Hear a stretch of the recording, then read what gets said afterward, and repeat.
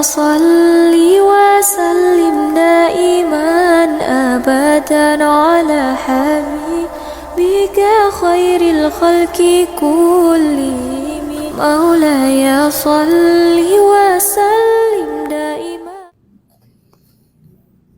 Assalamualaikum warahmatullahi wabarakatuh.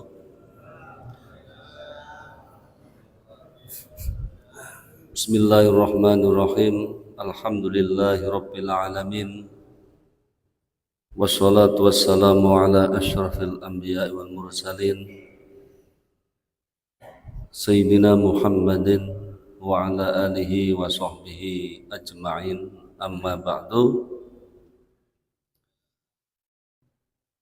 Jamaah salat maghrib insyaallah dilanjut isya Masjid Besar Al-Munawwarah Faqfaq. Pada pertemuan ini kita akan membahas sunnah sholat,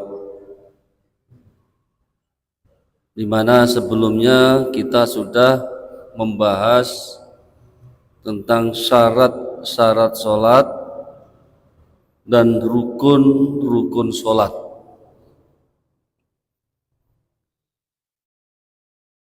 Pembahasan sunnah sholat di dalam kitab ini tidak secara berurutan, tetapi terpencar. Kadang diikutkan dengan rukun sholat, pembahasan rukun sholat maksud saya. Misalnya sunnah sholat mengucapkan salam kedua, karena yang menjadi rukun adalah salam pertama, salam kedua adalah sunnah.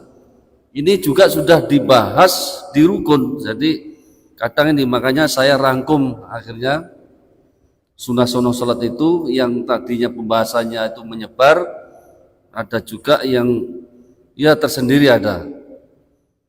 Tapi ini menyebar, di dalam kitab ini menyebar. Jadi langsung include dengan rukun kemudian sunnah, begitu. Nah, contoh lagi misalnya rukun sholat membaca sholawat. Nah, di situ nanti dijelaskan membaca sholawat terhadap keluarga Nabi itu sunnah. Lah itu nanti digandengkan dengan rukun. Makanya ini terpencar di dalam pembahasannya. Makanya saya ringkas dalam sebuah catatan. Baik. Jadi ada beberapa sunnah sholat. Apa itu sunnah? Sunnah adalah ma yuthabu ala fi'lihi wa yu'aqabu ala wa la yu'aqabu ala tarkihi. Jadi sunnah adalah ma yuthabu ala fi'lihi, suatu perbuatan yang apabila dikerjakan mendapatkan pahala. Artinya diberikan pahala apabila dikerjakan. Wala yu'aqabu, dan tidak disiksa, artinya tidak berdosa, ala tarkihi, meninggalkan sunnah. Ini. Jadi sunnah itu ya tadi itu dikerjakan dapat pahala, tidak dikerjakan tidak apa-apa, tidak berdosa. Tetapi di dalam kitab Bidayatul Hidayah itu dijelaskan bahwa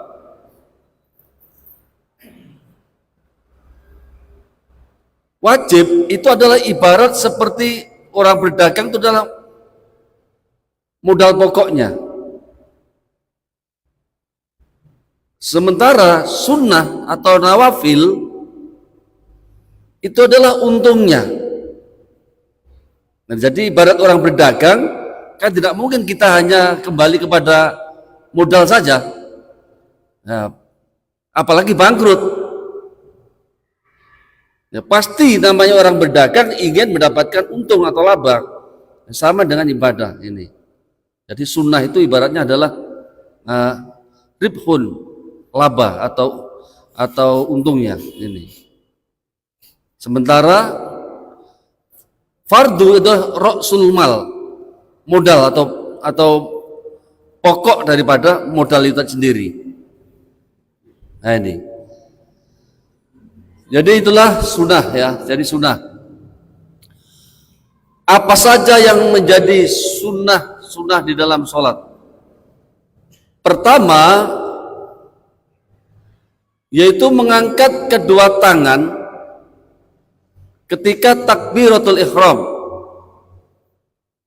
Ini sunnah ini. Jadi kalau misalnya mengucapkan takbiratul ihram tidak mengangkat tangan, nah itu enggak dapat pahala. Misalnya Allahu Akbar langsung diam saja. Nah, ini setinggi, ini ada hadisnya. Ini setinggi bahu, dan ujung jari ini sejajar dengan telinga, menghadap ke arah kiblat. Jari-jari ini sunnah. Nah, ini riwayat Bukhari dan Muslim di sini jelaskan. Nah, ini sunnah tadi. Jadi menghadapkan jari-jari ini ke arah kiblat. Ya. Nah, ini ada juga yang memberikan pemahaman, penafsiran setinggi bahu, ada yang setinggi begini. Nah, setinggi ini. Setinggi bahu. Jadi makna mankibaihi, ya, bahu bihadwi mankibai di sini dengan setinggi dua bahu. Ya, ada yang menafsirkan begini, ada yang begini. Nah, ini silakan. Mau yang setinggi ini silakan, mau yang setinggi silakan. Nah ini. Kemudian sunnah berikutnya dalam sholat, ya, yaitu mengangkat kedua tangan. Ya, di sini jelaskan sebenarnya ada 4 tempat. Ini 4 lain, 4 tempat pasal tersendiri. Faslun fi bayani mawadi'i raf'il yadaini. Sini pasal yang menjelaskan tempat-tempat mengangkat kedua tangan ini. Jadi ini tadi termasuk itu tadi takbiratul ihram, ya. Ini ada 4 di sini. Sebenarnya 3 ini selain dari takbiratul ihram yang 3. Jadi kan dipisahkan dalam pembahasan sini. Fi bayani mawadhi'i raf'il yadaini. Jadi pasal yang menjelaskan tempat-tempat mengangkat kedua tangan. Jadi yusannu raf'ul yadaini, disunahkan mengangkat kedua tangan fi arba'ati mawadhi'a, pada 4 tempat.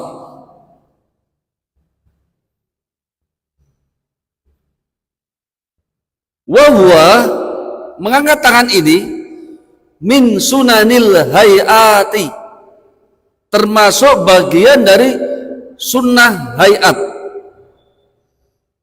Jadi sunnah secara garis besar itu dibagi menjadi 2. Ini jangan hanya sunnah hayat. Pertama sunnah ab'ad, yang kedua sunnah hayat. Ini secara garis besar. Apa itu sunnah ab'ad? Sunnah ab'ad adalah sunnah yang apabila ditinggalkan karena lupa dan sebagainya, maka disunahkan mengganti dengan sujud sahwi. Ini sunnah ab'ad. Sunnah hayat adalah sunnah yang apabila tertinggal ini tidak disunnahkan sujud sahwi, tidak disunnahkan melakukan sujud sahwi. Nah ini. Jadi di sini mengangkat tangan ini termasuk sunnah hayat. Apabila tertinggal tidak disunnahkan mengganti dengan sujud sahwi.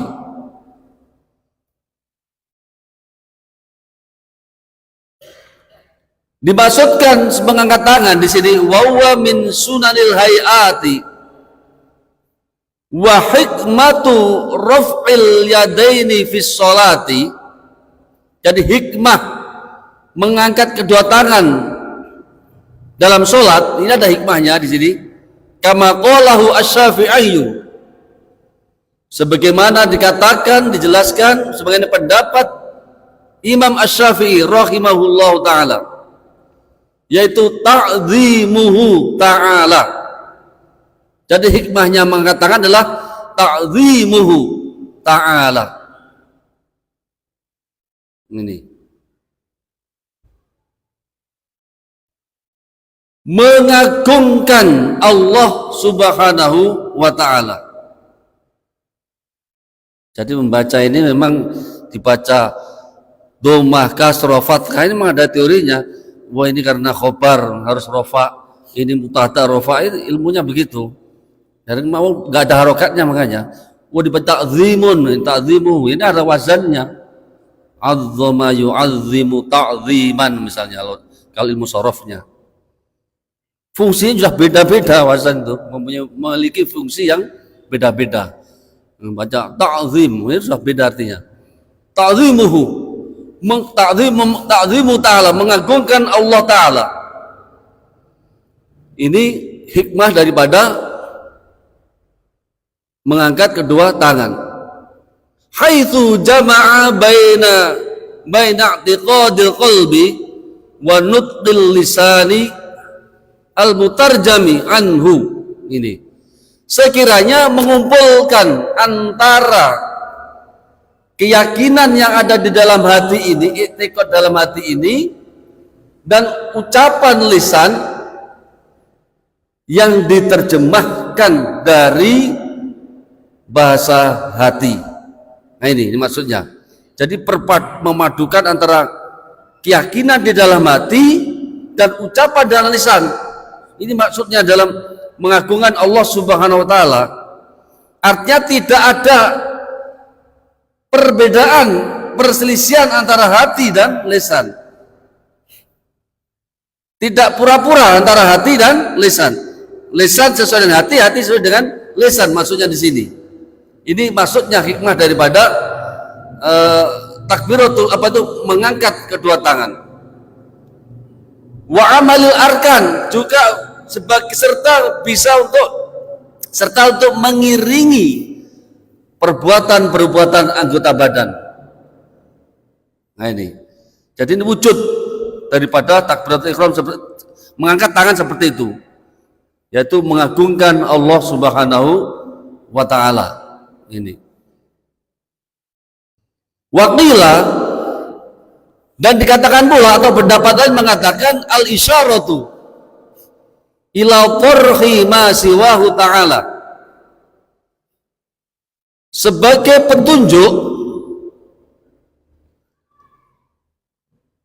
petunjuk dalam rangka membuang sesuatu selain Allah. Nah ketika takbir itu sudah menghilangkan, membuang apa-apa sesuatu selain Allah, pangkat kita, jabatan kita, kekayaan kita dan sebagainya dibuang. Ini menunjukkan ketika mengangkat kedua tangan. Wal iqbalu bikulliyatihi ala sholatihi, juga menghadapkan diri seluruhnya, sepenuhnya jiwa raga yang sholat tadi itu ketika sholat menghadapkan kepada Allah Subhanahu wa ta'ala. Ini maksudnya daripada mengangkat kedua tangan. Wakilah, dan juga dikatakan dengan mengangkat kedua tangan, al-isyaratu ila raf'il hijabi bainal abdi wa baina rabbihi, yaitu sebagai petunjuk untuk menghilangkan pembatas, menghilangkan hijab, menghilangkan dinding antara hamba dan Tuhannya, yakni Allah Subhanahu wa ta'ala. Jadi dengan mengangkat kedua tangan ini menunjukkan bahwa sebagai petunjuk, sebagai isyarah menghilangkan tabir, menghilangkan hijab, dinding antara hamba dengan Tuhannya. Jika Allahu Akbar, hilanglah hijab ya yang mendindingi antara hamba dan Tuhannya. Ini maksudnya takbiratul ini mengangkat kedua tangan. Nah, ini saya menjelaskan. Nah, empat tempat mengangkat tangan itu, ahaduha, yang pertama inda takbiratul ihrami, ketika takbiratul ihram. Ini tadi sudah, yang satu tadi sudah dibahas.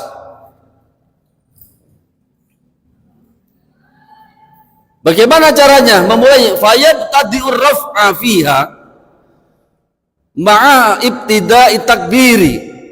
Jadi memulai, seseorang itu memulai ke tangan, mengangkatnya itu ketika dalam keadaan takbir al-ihram itu bersamaan dengan takbir. Jadi Allah gitu ya, bersamaan. Ini wala yudimuhu, dan ini terus berlangsung ila intihai, sampai berakhirnya juga takbir dengan pada itu juga takbir. Jadi misalnya kalau Allahu Akbar, nah ini kalau misalnya Allahu Akbar, nah ini salah ya. Atau Allahu misalnya terus berhenti, nah salah. Jadi bersamaan mengangkat, bersamaan juga habisnya takbir juga bersamaan dengan selesainya mengangkat tangan. Jadi Allahu Akbar, nggak boleh Allahu Akbar. Nah, ini sudah. Atau Allahu Akbar.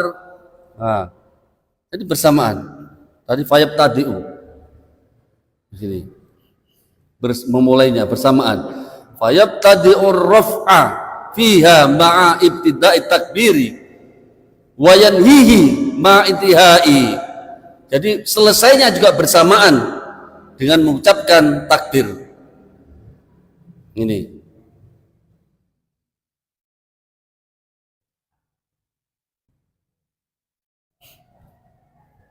Wa thaniha, yang kedua, sunnah mengangkat kedua tangan. Yang kedua, indar ruku'i, ketika hendak ruku', ay indal huwiyyi lirruku'i, ketika hendak turun ruku'. Jadi ketika mau ruku', Allahu Akbar, nah ini sama dengan situ. Nah ini di penjelasannya bersamaan angkat tangannya, berakhirnya juga bersamaan dengan berakhirnya takbir. Tadi fayabtadi'u ar-raf'a fihi ma'ibtida'i takbiri inda ibtida'i wiji. Nah ini jadi bersamaan, ini bersamaan. Jadi ini saya nggak membahas ruku', kemarin sudah saya bahas ruku'. rukuk megang lutut tangannya, lah itu sudah tidak, ini hanya takbirnya saja karena sudah dibahas. Jadi ini mengangkat tangan yang dibahas. Jadi ketika rukuk, hendak rukuk itu disunahkan mengangkat tangan. Wa thalithuha, dan yang ketiga mengangkat tangan indal i'tidali, ketika i'tidal, ay raf'i minar ruku'i, maksudnya adalah bangkit dari rukuk. Itu sunnah mengangkat tangan. Ay raf'i minar ruku'i lil i'tidali, mengangkat tangan ketika rukuk karena i'tidal. I'tidal sudah saya jelaskan di dalam rukun-rukun sholat. Nah ini.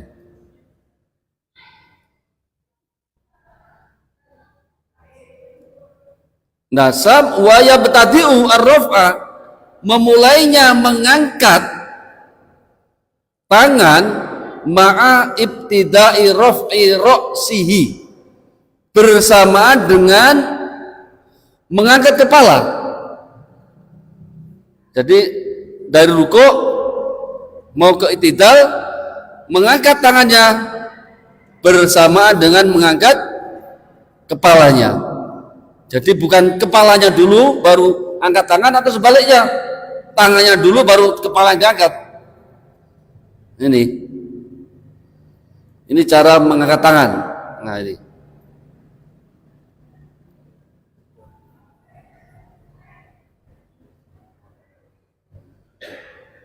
Indal ruku' ay indal huyi lirruku'i fayabtadir raf'a fihi ma tidai takbiri.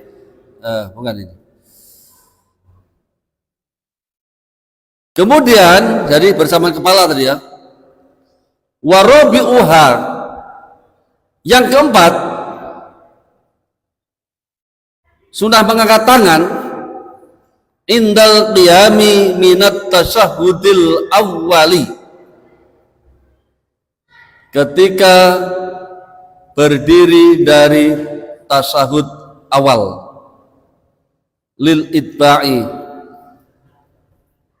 hal ini berdasarkan karena mengikuti Nabi sallallahu alaihi wasallam. Rawahu Syaikhani, diriwayatkan oleh dua syekh, ini Syaikhani maksudnya adalah Bukhari dan Muslim. Hadisnya yaitu di sini idza qama ila shalah. Jadi Ani bin Umar qala, dari Ibnu Umar berkata, kana Nabi sallallahu alaihi wasallam, adalah Nabi sallallahu alaihi wasallam idza qama ila shalah, apabila berdiri untuk salat, ini rafa'a yadayhi, mengangkat kedua tangannya, hatta yakuna bihati mangkibai, sehingga tadi itu tampak jelas dua-duanya itu sejajar dengan dua bahunya. Wa idza thumma yukabbiru, kemudian takbir. Fa idza arada ayarka'a, apabila dia hendak rukuk ya, rafa'ahuma, mengangkat pula kedua tangannya. Mithlu dzalik, seperti sama tadi itu. Wa idza rafa'a rasahu, apabila mengangkat kepalanya minar ruku'i, dari rukuk, telah hadis rafa'ahuma, mengangkat pula kedua tangannya. Kadzalika, demikian itulah yang ditetapkan oleh Nabi. Rawahul Bukhari wa Muslim, hadis riwayat Bukhari dan Muslim di sini. Bagaimana yang sholat duduk? Di sini dijelaskan. Walau shalla min qu'udin, dan sekiranya sholat dari orang yang duduk, ustuhibba lahu ar-rafu inda takbir akibat tasyahudil awwali, ya disunahkan juga baginya mengangkat kedua tangannya ketika takbir, ya dalam takbir yang ketika dia beriringan dengan tasyahud awal. Nah seperti itu. Kalau itu orang sholatnya duduk, tidak berdiri. Nah ini, nah inilah beberapa sunnah mengangkat tangan. Ya, pertama sunnah mengangkat tangan pertama yaitu ketika takbiratul ihram. Yang kedua, ya, yang kedua ketika ruku, ya. Yang ketiga ketika iktidal. Yang keempat ketika bangun atau berdiri dari tasyahud awal. Nah ini. Maka di sini jelaskan selanjutnya yaitu wala yusannu raf'ul yadaini, tidak disunahkan mengangkat kedua tangan fi ghairil mawadhi'i al-arba'ah, selain 4 tempat tadi. Jadi kadang kita lihat orang tuh semua berdiri dia angkat tangan. Padahal cuma 4 tempat yang disunahkan. Rakaat kedua angkat tangan. Nah ini kita lihat banyak seperti itu. Nah itu tidak disunahkan. Ya. Tidak disunahkan. Nah termasuk mau rakaat keempat angkat tangan lagi. Nah itu tidak disunahkan. Jadi tidak disunahkan mengangkat kedua tangan selain 4 tempat tersebut.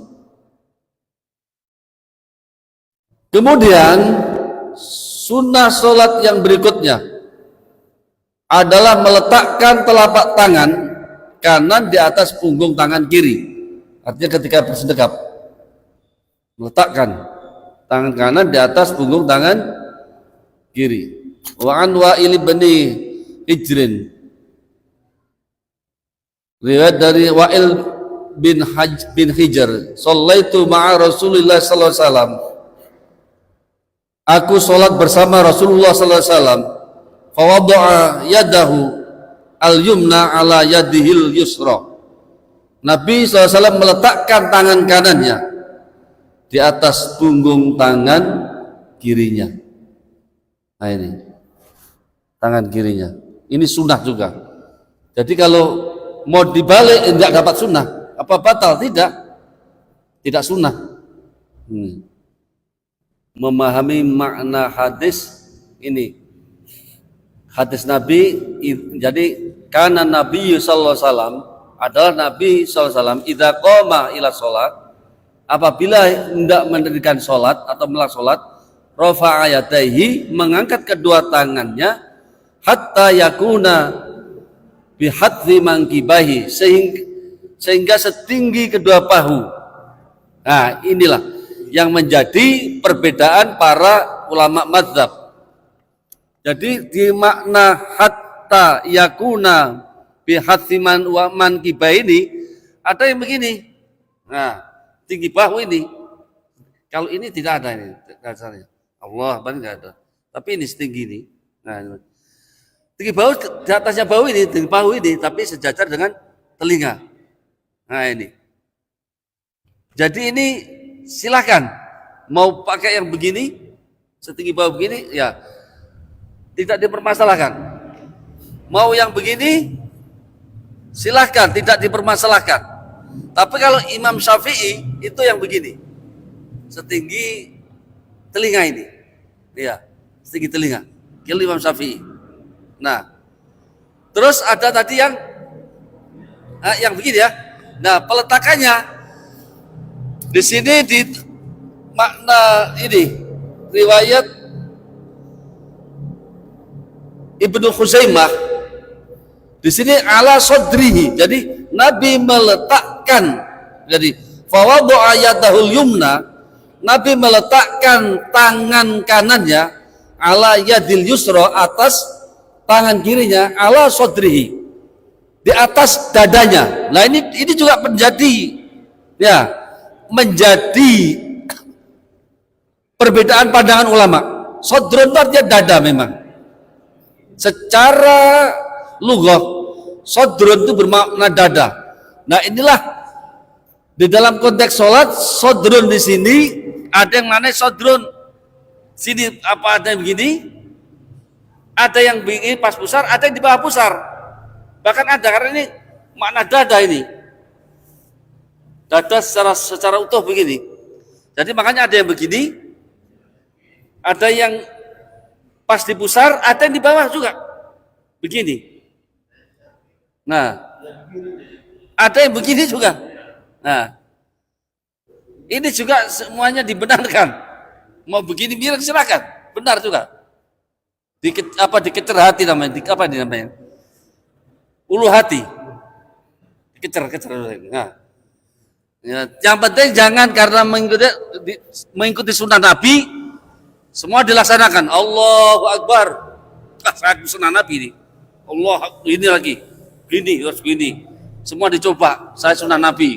Nah itu bukan sunnah namanya. Semuanya ini kan sunnah Nabi. Nabi juga begini. Nabi juga begini. Nabi juga begini. Nabi begini ya. Tapi di kalangan Imam Syafi'i itu adalah di sini, di bawah sini. Nah ini terkait tadi meletakkan ala sodri. Dada memang teks hadisnya asa sodrun. Dada di sini. Nah dada ada memananya adalah rangkaian depan ini dada. Ini. Nah inilah perbedaan pandangan. Nah silakan yang begini, ada yang begini ya. Ada yang begini ya. Ya. Ya teks tak memahami sodrun tadi. Ada yang begini. Ada yang begini. Nah, bawah sini. Nah ini makna sodrun. Makna sodrun dari ala sodrihi, atas dadanya di sini dalam teks hadisnya itu. Dan ini rawahu Ibnu Khuzaimah. Hadis diriwayatkan oleh Ibnu Khuzaimah. Tidak, nah, boleh. Bahkan kan tadi sunnah ini, mau lurus saja boleh kok. Allahu Akbar, tangannya lurus saja, tidak apa-apa, tidak begini. Kan sunnah ini. Mau lurus-lurus saja, boleh saja. Bismillahirrahmanirrahim. Nah, boleh saja, karena ini sunnah. Nah, tetapi tadi saya katakan sunnah itu adalah ibaratnya untungnya orang berdagang. Nah, orang berdagang nggak mungkin bawakan kembali modalnya saja. Ini namanya capek ya, itu. Jadi seperti itu. Jadi orang yang apa itu, Imam Al-Ghazali itu mengibaratkan orang apa itu, orang yang melaksanakan yang fardu itu selamat. Mati selamat ya tidak akan mendapatkan siksa neraka, juga tidak akan tapi mendapatkan surga. Tapi orang yang melaksanakan sunnah-sunnah plus fardu yang wajib, dia akan ditinggikan derajatnya. Ya, tadinya surganya surga ya biasa, surganya surga Firdaus misalnya, seperti itu. Otomatis kita ya ingin mendapatkan kelas yang bagus lah di surganya. Ya tadi sunnah tadi itu. Tapi dengan fardu, dengan melaksanakan yang wajib, itu sudah selamat hidup kita. Selamat artinya apa? Tidak masuk neraka, insya Allah masuk surga. Itu menjalankan yang fardu, yang wajib. Menjalankan sunnah, ditambah yang sunnah akan diangkat derajatnya, mendapatkan derajat yang tinggi. Nah ini. Nah seperti itu. Sesunnahnya. Jadi makanya sunnah jangan ditinggalkan. Jadi tadi sunnah ab'ad adalah sunnah yang apabila tertinggal itu disunahkan sujud sahwi. Sunnah hayat apabila tertinggal tidak disunahkan sujud sahwi. Apa saja sunnah ab'ad? Sunnah ab'ad itu sunnah yang mendekati, yang top, yang sunnah muakkad lah. Sunnah yang sangat dikuatkan, dianjurkan. Apa saja sunnah ab'ad? Nah, itu ada 7 sunnah ab'ad itu. Pertama, tasahud, at-tahiyyatul mubarakatus shalawatu, itu sunnah ab'ad. Kedua, duduk duduknya, duduk tasyahud awal itu sunnah ab'ad. Ketika membaca salawat Nabi di duduknya, duduk tasyahud awal, Allahumma sholli ala sayyidina Muhammadin. Mari sudah selesaikan masalah salawat. Yang keempat, berapa tadi? Sudah berapa tadi? 3 ya? 3. 4 ini, ya Allah lupa. Membaca salawat atas keluarga Nabi. Ini, membaca salawat atas keluarga Nabi. Jadi Allahumma sholli ala Muhammad wa ala ali Muhammad wa ala ali Muhammad itu adalah sunnah ab'ad. Ada 5 berarti ya. Yang kelima yaitu membaca doa kunut. Ini khusus Syafi'i. Mazhab yang lain tidak memasukkan sunnah ab'ad. Tapi kalau Syafi'i memasukkan kunut sunnah ab'ad, yaitu sholat pertama pada sholat subuh, yang kedua sholat witir lewat pertengahan Ramadan. Ini disunahkan, sunnah ab'ad, yaitu ya. Jadi kalau itu tertinggal, disunahkan mengganti dengan sujud sahwi. Bagaimana cara sujud sahwinya? Ketika hendak menjelang salam, ya, maka langsung sujud, kemudian membaca subhanalladzi la yanamu wa la yashu 3 kali. Maha suci Allah yang tidak pernah tidur dan tidak pernah lupa. Itu 3 kali. Kemudian duduk, Rabbi firli warhamni dan seterusnya. Kemudian sujud lagi, baca subhanalladzi la yanamu wa la yashu 3 kali. Kemudian duduk langsung assalamualaikum. Ya, itu. Baik para jamaah yang kami hormati, saya kira itu mungkin ya. Ya.